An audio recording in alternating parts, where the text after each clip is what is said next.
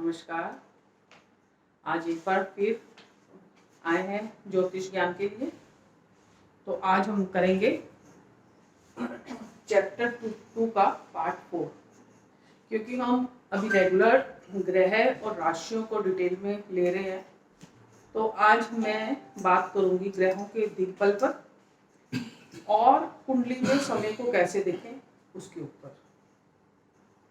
तो अभी हमें ग्रहों के और भी काफ़ी सारा है कि ग्रहों का अभी मैं जैसे दिग्बल बता रही हूँ और ग्रहों के भी अपने सिग्निफिकेंस हैं, उनके बारे में हम डिटेल से एक एक प्लैनेट के बारे में बात करेंगे। तो इन सब का ही टोटलिटी में जब हम लेते हैं प्लैनेट्स को, उनके बल को, उनके सिग्निफिकेंस को, सबको, उनकी दृष्टियों को, उनके उच्च नीच को लेके, तो हमारी प्रेडिक्शन उसमें अच्छी होती है, हम उसको फल अच्छे से दे सकते हैं। तो आज हम दिग्बल पे बात कर रहे हैं। तो दिग्बल पे पहले मैं बता दूं दिग्बल क्या है। एक्चुअली में ये दिग्बल षटबल में ज़्यादा यूज किया जाता है। अभी हम षटबल के बारे में नहीं बात करेंगे क्योंकि षटबल थोड़ा और डीप विषय है, इतनी जल्दी आप उसको नहीं समझ पाओगे। तो हम अभी सिर्फ दिग्बल पे बात करेंगे। दिग्बल क्या है? दिग्बल है दिशाओं से सभी प्लैनेट्स का बल, या फिर ऐसे कहें कि लगन के बीच में, कुंडली के बीच में ग्रह कहाँ पर जाके पूर्ण बल प्राप्त करता है।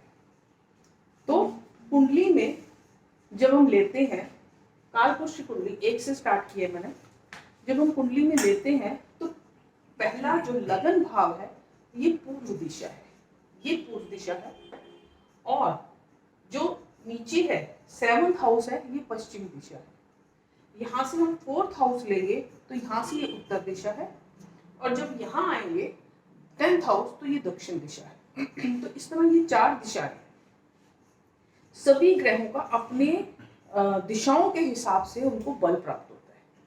तो यहाँ पर, और ये जब इनको दिग्बल मिल जाता है तो ये अपने फल देने के लिए इनके पास ताकत ज्यादा आ जाती है। जैसे अब देखो, जैसे गुरु बुध है, गुरु बुध को लगन में जाके बल मिलता है।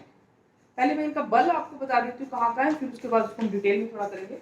गुरु बुध को लगन में पूर्व दिशा में बल है, चंद्र और शुक्र को उत्तर दिशा में बल है, शनि को पश्चिम दिशा में 7th हाउस में आके बल मिल रहा है, मंगल और सूर्य को दक्षिण दिशा में 10th हाउस में जाके बल मिल रहा है। अब जब ये अपने बल में, दिग्बल में आते हैं तो यहाँ पर ये पूर्ण रूप से काम करने के लिए बली हो जाते हैं और अच्छे फल देते हैं। गुरु बुध लगन में आके हमको बल दे रहे हैं। लगन, गुरु क्या है? गुरु के कारकत्व पे जो थोड़े थोड़े हमने पढ़े भी हुए हैं। गुरु क्या है? ज्ञान, और बुद्ध क्या है? इंटेलिजेंस। तो और गुरु स्वस्थिक है, हमारा शरीर हेल्दी रहेगा।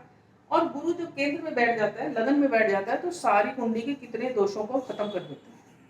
और गुरु हमारे को यहाँ बैठ के स्वस्थ दे रहा है, हेल्थ अच्छी हमारी बना रहा है, हमें अच्छे संस्कार दे रहा है, हमारी जो बातचीत का लहजा है, और फिर साथ में बुद्ध जी भी है। बुद्ध भी यहाँ पर जब लगन में बैठते हैं तो हम हमारे वाणी को बहुत अच्छा बनाते हैं, हम तर्क वितर्क अच्छा कर सकते हैं।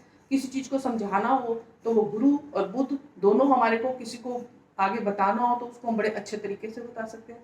तो यहाँ पर ये लगन में आके गुरु और बुद्ध बली हो जाते हैं। अब चंद्र और शुक्र आ जाते हैं 4th हाउस में जाके बली। अब आपने, जब आपको याद होगा जो मैंने पिछले अपने चैप्टर्स में पढ़ाया, चंद्र और शुक्र यहाँ के कारक हैं, और ये इस भाव में आके उत्तर दिशा में आके ही बली हो जाते हैं। शुक्र आगे हम और भी पढ़ेंगे। शुक्र जो लग्जरी और भोग विलास का ग्रह है, जो हमको हर तरह से प्रॉस्पेरिटी देता है, वो उत्तर दिशा में आके बली हुआ है। और उत्तर दिशा हम कुबेर की भी मानते हैं। तो उत्तर दिशा में आके शुक्र, और चंद्रमा भी इसी दिशा में आके, चंद्रमा भी हमें यहाँ आके जनता से, लोगों से मेल मिलाप में, घर, वाहन और भूमि और हर तरह से हमको ये अपने जो भी इनके सिग्निफिकेंट्स हैं उसके आधार पे ये हमको अच्छे से प्रॉस्पेरिटी देते हैं। शुक्र तो प्रॉस्पेरिटी का है ही, चंद्रमा भी हमको, हमारा जब चित्त मजबूत है, मन मजबूत है, जहाँ हमने अपने काम करना है वहाँ हम अच्छे से कर सकते हैं, कहाँ पे हमने नहीं जाना वो हम अपने मन को मना सकते हैं। तो यहाँ पे जब हमारा चंद्रमा मजबूत है तो हम बहुत कार्य बड़ी कुशलता से कर सकते हैं। शनि को उन्होंने पश्चिम दिशा में दिग्बली बनाया है। पश्चिम दिशा में इनकी आती है 7 राशि, जहां पर शनि उच्च के भी हो जाते हैं। तो यहाँ पे आके शनि को बलि बनाया है।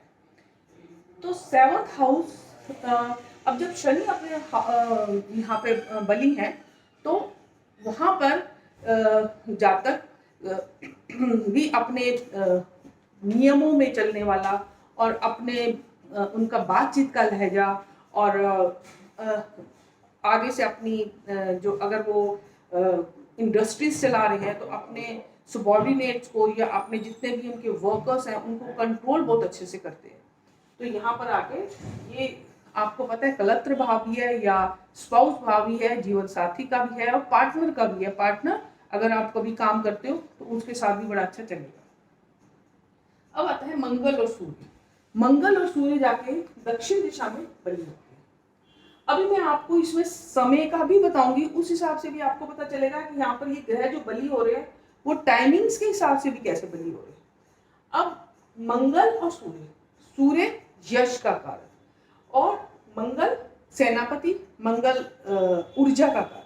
तो जहां यहाँ पर आपको 10th हाउस कर्म भाव है, कार्य का भाव है, तो जातक को यहाँ पर सूर्य जब बलि हो जाते हैं तो वो यहाँ पे इनको हर तरह से यश मान इज्जत दिलाते हैं, काफी ऊंचाइयों पे उच्च पद देते हैं, वो सब देते हैं। और मंगल यहाँ पे अच्छी ऊर्जा देता है, कार्य करने की और प्रोत्साहित करता है, तर्क वितर्क में अच्छा होता है।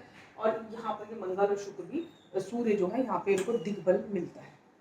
अब जहां जहां पे प्लैनेट दिग्बली हो रहे हैं वहां वहां पे रह के वो आपको बहुत अच्छा फल दे रहे हैं, लेकिन यही इनके ऑपोजिट हैं। जैसे गुरु बुध अगर 7th हाउस में आ जाते हैं तो ये अपने बल से हीन हो जाते हैं। तो जो बल वहां पर इनका अच्छा था, उच्च हो गया था, वहां यहाँ 7th हाउस में आके गुरु बुध आपको बलहीन होने के बाद आपको अच्छा फल नहीं दे पाएंगे। इसी तरह चंद्र शुक्र अगर 10th हाउस में चले जाते हैं तो वो बलहीन है, वो बल उतना नहीं है और वहां पर आके वो आपको बल नहीं दे सकते। और मंगल सूर्य जब 4th में आ जाएंगे तो इस भाव को पीड़ित कर देंगे और ये भाव भी आपको पूरा बल नहीं मिलेगा, भाव भी पीड़ित हो जाएगा। अब यहाँ पे शनि अगर यहाँ पे अपनी नीच राशि में चला जाएगा, ऊपर आएगा तो वहां पे भी वो बलहीन हो जाएगा। तो इस तरह ग्रहों का हमको ये जो बल है, ये ग्रहों की जो हम आगे फल निकालेंगे तो उनमें एक ये इनका पैरामीटर है कि कैसे हम ग्रहों के बल देख के भी जो हम प्रेडिक्शन करनी है, जो हमने अपने फलों को निकालना है, तो उसमें ये एक पॉइंट, एक पैरामीटर हमारा दिग्बल भी है। अब इसके बाद हम देखते हैं समय। समय को कैसे देखेंगे हम कि कुंडली में दिन भी है, कुंडली में रात भी है, तो वो हम कैसे देखेंगे। सबको ये पता है कि लगन उदय होता है, लगन बनता है जब जातक का जन्म होता है और उस वक्त जो पूर्व दिशा में लगन उदय होता है, जो प्लैनेट्स होते हैं उस हिसाब से ही लगन उदय हो जाता है और वही हमारा लगन बन जाता है। वो राशि जो उदय होती है उस हिसाब से हमारा ये लगन बन जाता है। और इसमें जो ये लगन है वो सारे भाव जो है 2-2 घंटे के आगे आगे आगे आगे बढ़ते जाते हैं। तो यहाँ पर जब सूर्योदय होता है, जैसे एग्जाम्पल से मैं ऐसे ले लेती हूँ, सूर्योदय मानो सुबह 6 बजे होता है, तो सूर्योदय 6 यहाँ पर लेंगे हम लगन भाव में। यहाँ पे सूर्योदय 6 बजे हुआ। अब अगर हम सूर्य अस्त को भी हम 6 बजे ही ले लेते हैं तो वो 7th हाउस में जाके अस्त होगा, तो यहाँ पे 6 बज जाएंगे। तो ये सुबह के 6 हैं और ये शाम के 6 हैं। अब इसमें सूर्योदय और सूर्य अस्त को बड़े ध्यान से देखना है।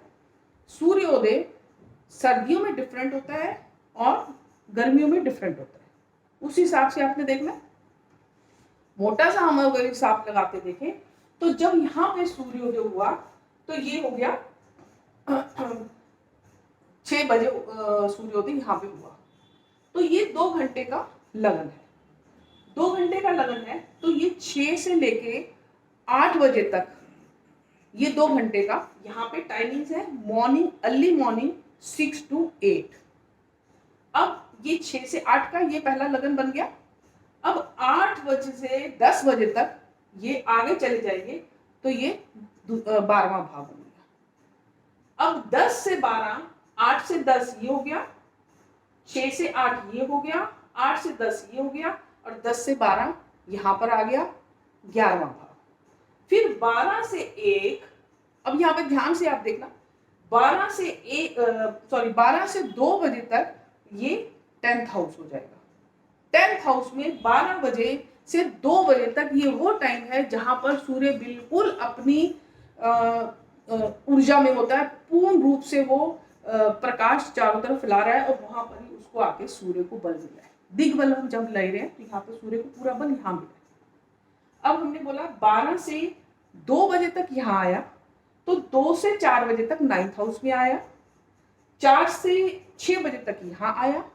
अब यहाँ पर फिर वही 6 से 8 बजे तक 7th हाउस में आया। ये 6 से 8 शाम हो गई, मतलब 6 से लेके 8 बजे तक 2 घंटे है। 6 से धीरे धीरे करते करते 8 बजने वाले हैं, रात हो जाएगी।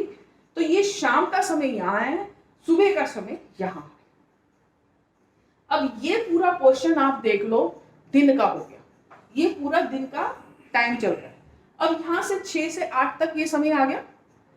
ये मैं आपको टाइमिंग सिर्फ देख रही हूं, आप सूर्योदय को देख के उसके ऊपर लगाना। अब 6 से 8, 8 से 10 ये आ गया। अब रात्रि शुरू हो गई है।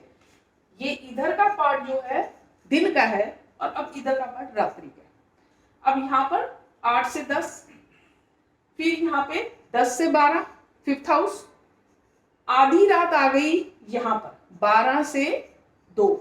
यहां से 12 से 2 पूर्ण रूप से सूर्य चमक रहा है आसमान में। 12 से 2 रात को चंद्रमा पूर्ण अपने उसके प्रकाश के ऊपर है, इसलिए बलि है यहाँ पर, दिग्बल इसको यहाँ पे मिल गया है। अब 12 से 2 ये हो गया, फिर 2 से 4 ये हो गया 3rd हाउस। आधी रात है, ये आधी रात के बाद से चल रहे हैं। अब आगे देखेंगे तो 4 से 6 बजे तक ये 2nd हाउस हो गया और 4 से 6 के बाद फिर वही आ गया 6 से 8, हमारा वही लगन आ गया। अब आप देखें कि ये जो भाव है, इतना भाव जो इस तरफ का है, 1 से लेके और 7 राशि तक अगर हम गिने 1 से 7 तक, 1 2 3 4 5 6 7, तो ये रात का टाइम है, ये टाइम पूरा रात का है। और अगर हम इधर से गिने 7 8 9 10 11 12 1, तो ये पूरा दिन का टाइम है। अब जातक इसमें, अब आप देखोगे कि सूर्य यहाँ पर है तो आप जातक के किस टाइम पे जातक पैदा हुआ है, कई बार कुंडली में आपको पता लगाना है तो आप बड़े आराम से यहाँ पे है तो आप कह सकते हो कि 12 के 2 बजे के बीच में पैदा हुआ। अगर यहाँ है तो यहाँ रात के 12 के 2 बजे के बीच में पैदा हुआ है। अगर यहाँ बैठा हुआ तो 6 से 8 में पैदा हुआ है।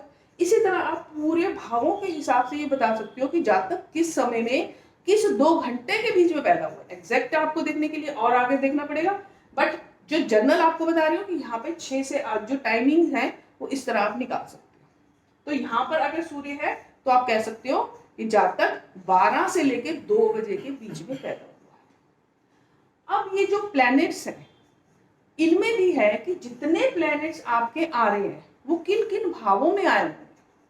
अब आप ये देखो 6 से 8 बजे तक ये है और यहाँ पर कितने बजे हैं, 4 से 6 बजे तक। तो हम जिसको ब्रह्म मुहूर्त बोलते हैं वो हमारा 3rd 2nd और 1st हाउस हुआ। तो यहां तक के जो भाव हैं, ये सारे भाव, ये दिन के भाव आ रहे हैं और इन भावों में जितने ज्यादा प्लैनेट्स होंगे जातक उतनी ही उत्तरोत्तर वृद्धि करेगा, क्योंकि ये उजाले के भाव में प्लैनेट्स बैठे हुए हैं। आगे हम इस पे और भी चर्चा करेंगे कि जातक को उसमें किस किस चीजों में उनको फायदा होगा, कैसे कैसे उनको फायदा होगा, तो वो भी हम उसके ऊपर चर्चा करेंगे। ये मैंने आपको कारण बताया कि ये सारा उदय भाव है और ये सारा अस्त भाव है। यहाँ सारी रात है और यहाँ सारा दिन है। तो यहाँ पर आकर जातक के जितने प्लैनेट 7 से लेके 3 भाव के बीच में होंगे उतना ही जातक के कर्म के लिए बहुत ही अच्छा है। इसके ऊपर हम नेक्स्ट वीडियो में चर्चा करेंगे। आज तक इतना ही।